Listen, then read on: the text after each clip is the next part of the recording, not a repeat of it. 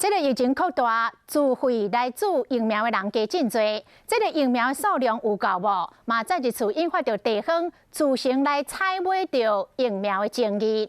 高雄市议员利益议会来质询，讲这个高雄村的疫苗下晡就会注了了，若是会当直接来买疫苗，高雄市政府愿意去买无？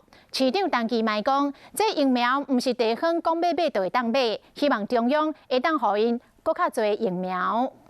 状况啦，哈，因为即摆我们就讲高雄市场疫苗不是你要买就有啦。对啦，所以讲，我问你，你要怎处理？明仔载咱高雄有4200支会到啦。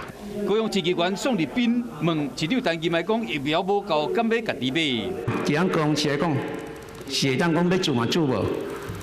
真的，所以这是按高雄市长你的责任嘛。有这个机会，市长你愿不愿意去尝试说找更多的疫苗，让来高雄市让市民去施打疫苗？这样，我只是要问你，你有没有那个心这样而已。 我的心当然是希望说，中央应该要全部都要提供疫苗给所有的。对，那现在目前为止，中央就没要足够。对。 疫情愈来愈严重，要注意用车的民众愈来愈多，要么中央阁拨无够，这要安怎？议员说来骂卫生局讲，疫情调查上万。但是没有接到你们的电话，到目前为止也没接到啊。